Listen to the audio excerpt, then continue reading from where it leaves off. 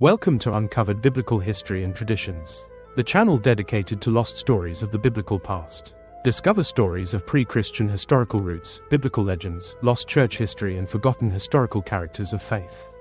It is very helpful if you hit the like, subscribe and share. Help build my channel and let's take a look together into these uncovered forgotten tales.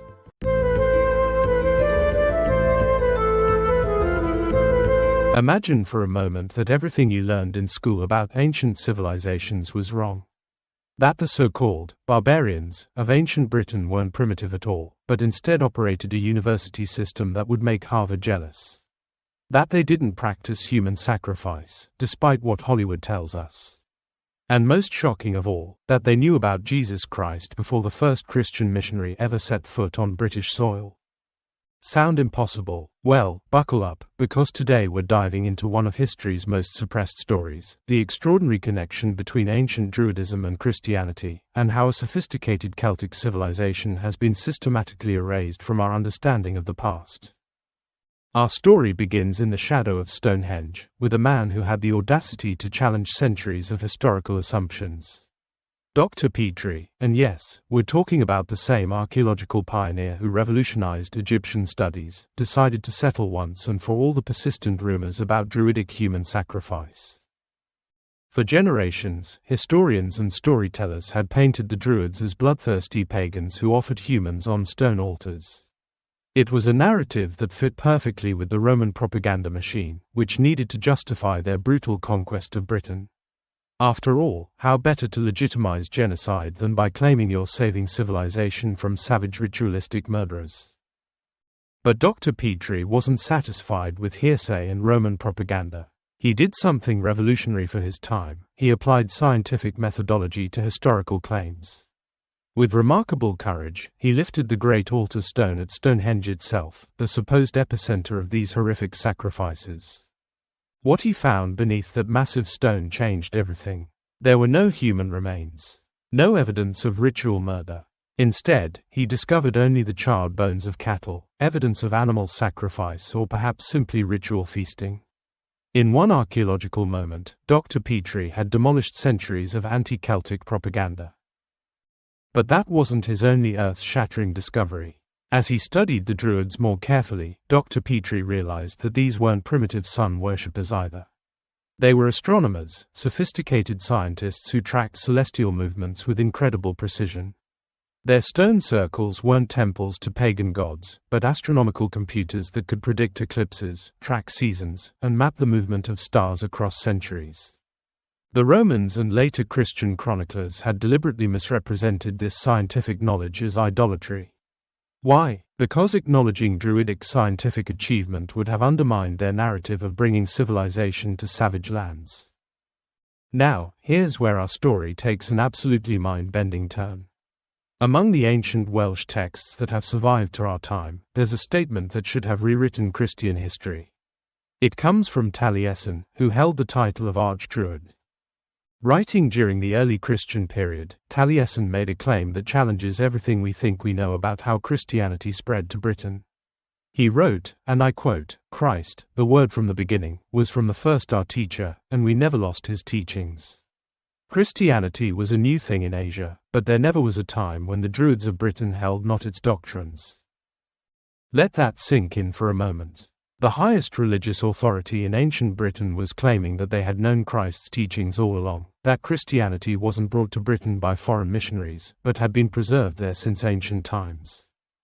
But wait, it gets even stranger. When Joseph of Arimathea, yes, the same Joseph who provided Jesus' tomb, arrived in Britain as the first Christian missionary, he found something remarkable. The Druids already understood the concept of the Logos, the divine word that opens the Gospel of John. They already had the name, Jesus, in their language. They immediately grasped concepts like vicarious atonement, the idea that one person could die for the sins of others. Most incredibly, the symbol of the cross was already part of their religious iconography, woven into the very symbolism of their priesthood. When Christian missionaries spoke of Christ's crucifixion, the Druids weren't hearing about a foreign execution method, they were hearing about a sacred symbol they'd revered for generations. To understand how this was possible, we need to dive into the linguistic evidence that most historians prefer to ignore. Welsh, you see, isn't just any European language. It's the oldest continuously spoken language in Europe, and it bears a remarkable similarity to ancient Hebrew. This isn't some fringe theory, it's linguistic fact. The connections run so deep that scholars have struggled to explain them without acknowledging some form of ancient cultural exchange between Britain and the Middle East. Could ancient Hebrew-speaking peoples have reached Britain thousands of years before recorded history suggests? The language evidence certainly points in that direction. The Welsh preserved their ancient wisdom in what they called the Triads, 160 poetic verses that contained their history, law, and spiritual knowledge. These weren't written down until around 600 AD, but they had been passed down through oral tradition for over a millennium. Think about that. While most of Europe was struggling with basic literacy, the Celtic peoples were maintaining vast libraries of knowledge purely through memory. But here's where our story explodes into something that should fundamentally challenge how we think about ancient civilizations. The Druids weren't just wise men sitting around stone circles. They were the graduates of what might have been the most sophisticated educational system in the ancient world. Picture this: throughout the lands south of the Forth River in Scotland, there were 40 universities. Not schools, not academies, universities. 31 of these institutions have been definitively identified by archaeologists and historians. At any given time, these universities enrolled approximately 60,000 students. Let that number hit you. 60,000 university students in ancient Britain. And this was 2,000 years ago. But the most mind-blowing aspect wasn't the scale, it was the rigor. Students had to commit to 20 years of study. 20 years. Modern students complain about 4-year degrees, but these ancient Celts were dedicating 2 decades of their lives to pure learning. There were exactly 2 degree programs available. Students could pursue the path of the Druid, specializing in theology and spiritual matters, or they could become bards, focusing on poetry, music, and what we might call liberal arts. But here's the kicker: both programs took the full 20 years, and there were no shortcuts, no summer programs, no way to test out early. The curriculum would make any modern university envious. Students studied natural philosophy, what we'd call science today. They mastered astronomy to a degree that allowed them to build those incredible stone observatories we still marvel at. They learned geometry, jurisprudence, medicine, poetry, and oratory. And here's the really incredible part: it was all transmitted and mastered through memory. No textbooks, no written notes, no study guides. Pure, disciplined memorization of vast bodies of knowledge. The social implications of this educational system were staggering. From these universities came the entire governmental structure of ancient Britain. Their parliament, their courts of law, their college of physicians and surgeons, their magistrates, clergy, and bishops, all of it emerged from this sophisticated educational foundation. The bards, in particular, played a role that combined historian, scientist, legal theorist, and political innovator. They were the keepers of cultural memory, the drivers of social progress, and the architects of political change. Meanwhile, the Druids, though fewer in number due to legal limits on their ranks, provided spiritual guidance and theological leadership. This challenges everything we've been taught about ancient peoples. We're told in schools that these were illiterate barbarians, people without culture or education. But the evidence points to a civilization that was, in many ways, more committed to learning and intellectual development than our own. So why don't we know about this?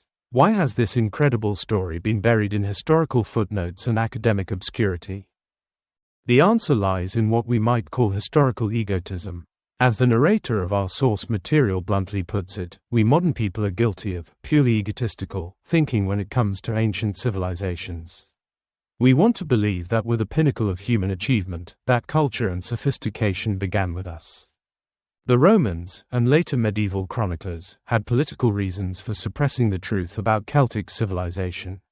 Rome needed to justify its brutal conquest of Britain, and Christianity needed to position itself as bringing enlightenment to pagan darkness.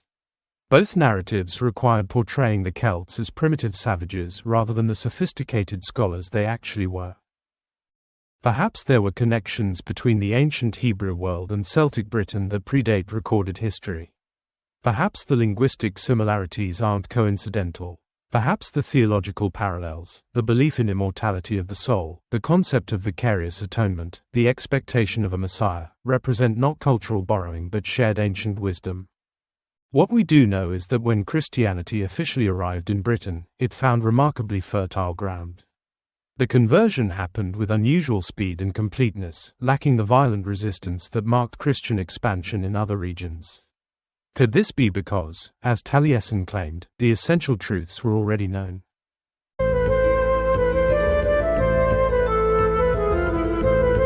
Imagine this: a Christian scholar walks into a library in 1920s Britain, convinced Christianity brought revolutionary new ideas to the ancient world. 3 hours later, he walks out questioning everything he believed about religious history. What did he discover? That supposedly original Christian doctrines, the Trinity, resurrection, divine mercy, weren't Christian innovations at all. They were ancient Hebrew concepts, preserved for centuries by Celtic Druids who may themselves have been descendants of Israel's lost tribes. This isn't fringe conspiracy theory. This is the startling conclusion of serious scholars examining deep connections between Hebrew theology, Celtic wisdom, and Christianity's foundations. Today, we're diving into history's most fascinating cover-up, not intentional deception, but collective amnesia hiding Western spiritual traditions' true roots for nearly 2 millennia. The story begins in ancient Britain, long before Roman legions touched Celtic soil. While most imagine pre-Christian Celts as primitive tree worshippers painting themselves blue, reality was startlingly different. Celtic Druids operated sophisticated universities that became Britain's entire civil and ecclesiastical infrastructure. Parliament, courts, medical colleges, church hierarchy all emerged from these ancient learning centers. But here's where it gets interesting: these Druidic institutions weren't just preserving Celtic wisdom. They maintained something far more ancient, theological knowledge bearing unmistakable Hebrew hallmarks. Teaching methods, spiritual concepts, organizational structures all point to a startling possibility. Hebrew theological concepts had been preserved in Celtic culture for centuries, possibly carried by Israel's lost tribes. The first clue lies in how Druids taught. They organized wisdom into triads, systematic three-part formulations making complex spiritual concepts memorable. Sound familiar? This is identical to Hebrew proverbs and wisdom literature structure. The scholar examining these texts noted explicitly that, in the Orient, this form is usually known as proverbs, direct acknowledgement of the Hebrew connection. This wasn't coincidental similarity. The triadic method reflects the same pedagogical approach found throughout Hebrew scripture: numerical sayings, parallel structures, wisdom formulations designed to embed divine truth into human memory. When Celtic students learned about soul or God's character, they unknowingly absorbed teaching methods refined over centuries in Hebrew educational tradition. If Druids used Hebrew teaching methods, what else had they inherited? Here's where the story takes a dramatic turn. Christianity claims the Trinity as its most distinctive doctrine, God existing as three persons in one essence. But Druids taught sophisticated Trinitarian theology centuries before Christ's birth. They spoke of three primeval unities: one God, one truth, and one point of liberty where all opposites converge. From these three proceeds all of life, all that is good, and all power. This isn't just similar to Christian Trinitarian theology, it's more sophisticated than many later Christian formulations. The Hebrew connections run deeper. Druidic emphasis on divine unity, their insistence that more than one of the same substance cannot exist, directly parallels the Hebrew concept of echad, divine oneness proclaimed in the Shema. Druids had preserved and developed Hebrew understanding of divine complexity within absolute unity, centuries before Christian theologians wrestled with these concepts. This raises an uncomfortable question: if Druids already understood Trinitarian theology, where did they learn it? The most plausible answer points to Hebrew influence through Israelite communities settled in Celtic regions following Assyrian and Babylonian exiles. Druidic understanding of human spiritual nature reveals even more Hebrew influence. They taught a 7-level hierarchy tracing the path from physical existence to divine union. Every person possesses a soul, every soul contains intelligence, every intelligence generates thought, every thought embodies either good or evil, evil contains death, good contains life, and life contains divine presence. This framework perfectly mirrors Hebrew anthropology. The soul corresponds to nephesh, divine breath animating human life. The intelligence reflects ruach, divine spirit enabling understanding. The moral dualism echoes covenant structure found throughout Hebrew scripture, where every choice carries eternal consequences. Most remarkably, Druids taught that divine presence, DUW, dwells within good choices. This is essentially the Hebrew concept of Shekinah, God's dwelling presence among his people, expressed in Celtic terminology. The ethical framework taught by Druids further reinforces Hebrew connection.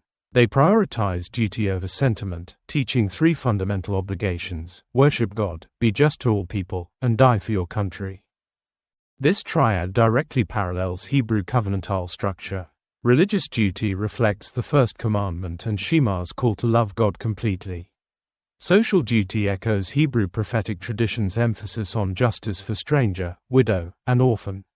Civic duty reflects Hebrew understanding that covenant community is worth ultimate sacrifice.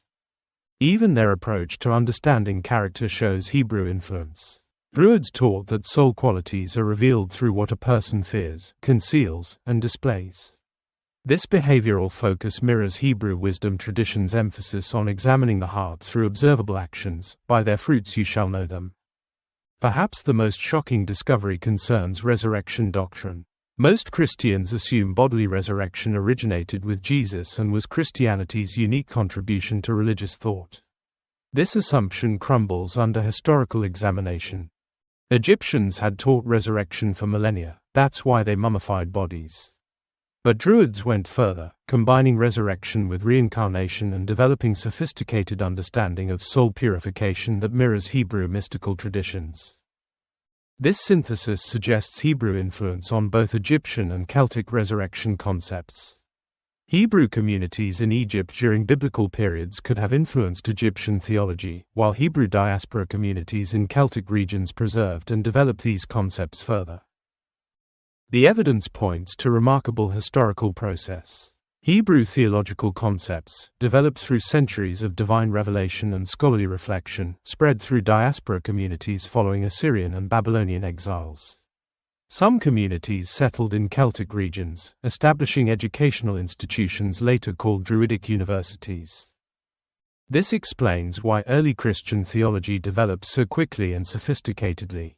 The theological vocabulary, conceptual frameworks, and spiritual insights were already available, preserved in Celtic culture by communities maintaining Hebrew traditions for centuries. The influence extended beyond religious concepts. When Roman poets like Virgil encountered Celtic wisdom, they incorporated these Hebrew-influenced ideas into classical literature.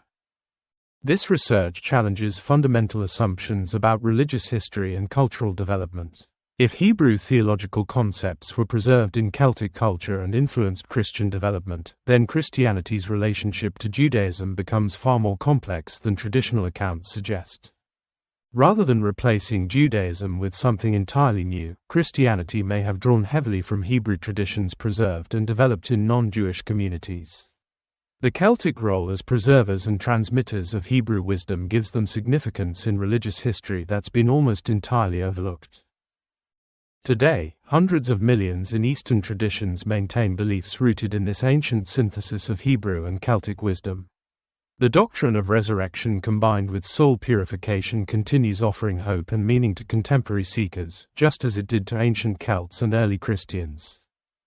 This investigation raises profound questions about religious innovation and cultural transmission.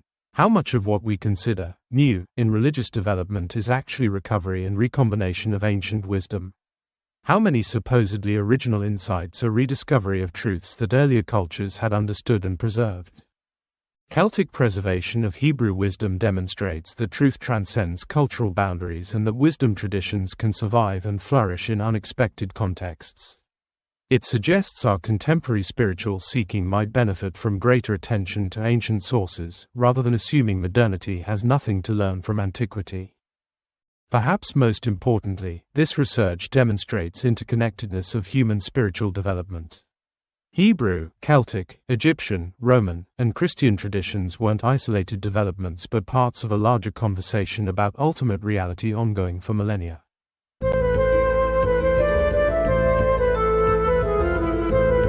Picture this: Julius Caesar, one of history's most celebrated military commanders, sits in his tent after a formal dinner in ancient Britain. He's just been lavishly entertained by sophisticated hosts in what would become London and St. Albans. Druids and bards have shared poetry, philosophy, and religious wisdom that rivals anything Rome has produced. The conversation has been intellectually stimulating, the ceremony impressive, the theology surprisingly advanced. But when Caesar picks up his stylus to write his official reports back to Rome, he describes these same people as primitive, painted savages whose faces are daubed with woad to strike terror into their enemies' hearts. Why would one of history's most intelligent military leaders deliberately lie about what he had personally witnessed?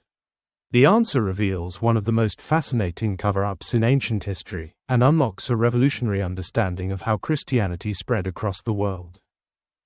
Caesar's deception wasn't accidental, it was calculated political propaganda designed for Roman consumption.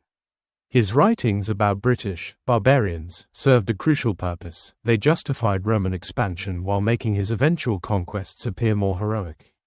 After all, which sounds more impressive to Roman citizens, defeating a sophisticated civilization with advanced theology and organized religious practices, or conquering painted savages? This wasn't just a minor mischaracterization. Caesar was describing a monotheistic religious system that had existed for nearly 1500 years before Rome was even founded. To understand just how sophisticated Druidic spirituality actually was, consider this prayer that represents the pinnacle of their religious thought. Grant, O God, thy protection, and in protection, strength, and in strength, understanding, and in understanding, knowledge, and in knowledge, the knowledge of justice, and in the knowledge of justice, the love of it, and in that love, the love of all existences, and in the love of all existences, the love of God and all goodness. This isn't the primitive chanting of forest dwellers. This is a sophisticated theological progression that moves from basic human need for divine protection all the way to universal love encompassing all existence. Each step builds logically on the previous one, creating a spiritual ladder that culminates in the love of God Himself. While modern prayers often focus on personal requests, what some call the gimmies, this ancient Druidic prayer had transcended selfish petitions to reach for ultimate spiritual truth. The question becomes, where did these supposedly primitive people develop such advanced theological concepts? The answer becomes even more intriguing when we examine Druidic beliefs about a coming savior. The longing for a Messiah appears to be one of humanity's most ancient spiritual intuitions, found across cultures as far back as historical records extend. But the Druids and Israelites were the two cultures that developed this concept into concrete religious doctrine.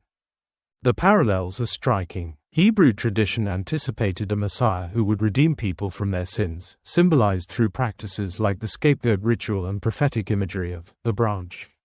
Druidic tradition expected the coming of a cure of all ill, symbolized by mistletoe growing on the sacred oak tree, the exact same imagery Hebrew prophets used for the branch.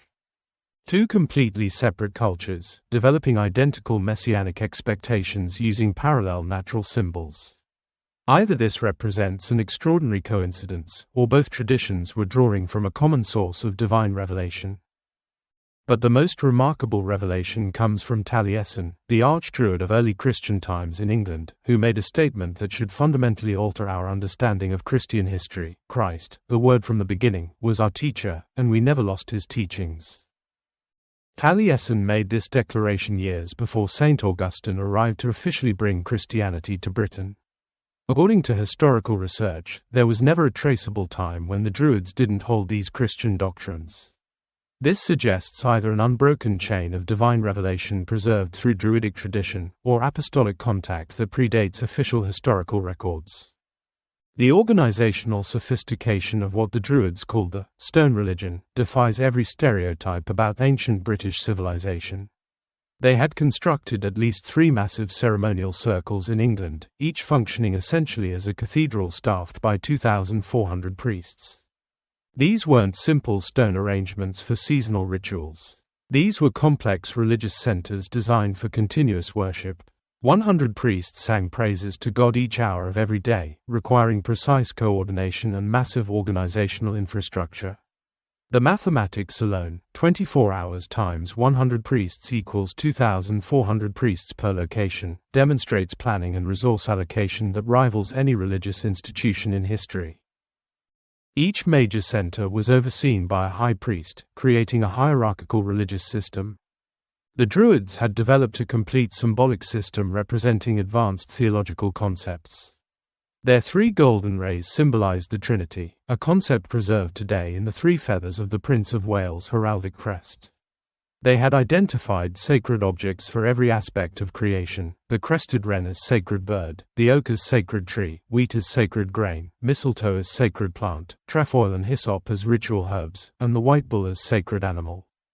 This wasn't primitive nature worship, this was a systematized theology that integrated all aspects of creation into a coherent religious worldview.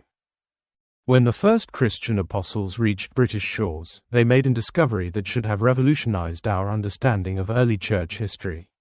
The thousands of Druids were already thoroughly acquainted with Christian doctrine, and the church was already organized in Britain and didn't come into conflict with Roman Christianity until Augustine's arrival brought competing interpretations. When Paul arrived in England, he found his doctrine already established in parts of the realm. Rather than starting from scratch, Paul adapted his teaching methods to the familiar Druidic format of the triad, expressing Christian truth in three-part structures that resonated with existing thought patterns. Paul's triads, preserved in Druidic records, demonstrate this cultural adaptation. He taught that there are three sorts of men: the man of God who renders good for evil, the man of men who renders good for good and evil for evil, and the man of the devil who renders evil for good. He identified three kinds of men who delight God: the meek, lovers of peace, and lovers of mercy. He outlined three marks of God's children: gentle deportment, pure conscience, and patient suffering of injuries. These teachings bear all the identification marks of Pauline theology while following the structural patterns that would resonate with Druidic audiences. Paul wasn't imposing foreign concepts, he was revealing the fulfillment of truths the Druids had preserved for centuries. Perhaps the most compelling evidence for ancient communication networks comes from comparing Druidic and Mosaic rituals. When researchers examined Druidic ceremonies, they found them identical in every detail to Mosaic ritual, even down to the high priest's breastplate. This level of correspondence couldn't have occurred by accident. It suggests either a common divine source for both systems or sophisticated communication networks that allowed detailed religious practices to be transmitted across vast distances. Through these networks, Mosaic ritual was successfully transferred to the British Isles, adapted by descendants of those taught by Gardara, who tradition identifies as the first poet of the British Isles. When all evidence is reduced to its essential elements, a remarkable conclusion emerges: Druidism, like Judaism, served as a preparation for the gospel. Both systems functioned as divinely orchestrated preparation for Christian truth, developing the theological concepts and spiritual vocabulary necessary for gospel reception. This leads to Britain's most extraordinary historical distinction: it was the first nation to acknowledge Christ and recognize him as the Messiah.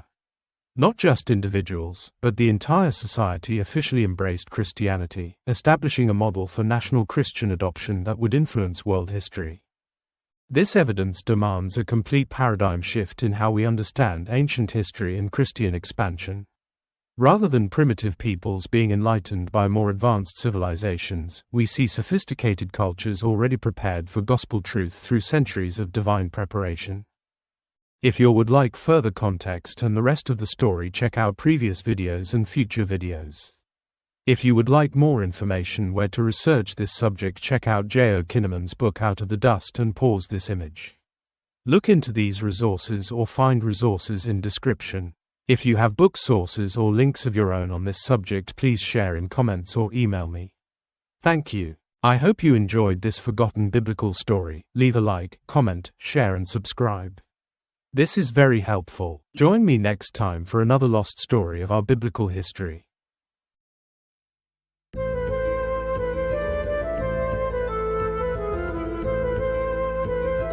Thanks for watching. If you enjoyed this video, don't forget to like, comment, share and subscribe for more great content. Hit the notification bell so you never miss an update. See you in the next video.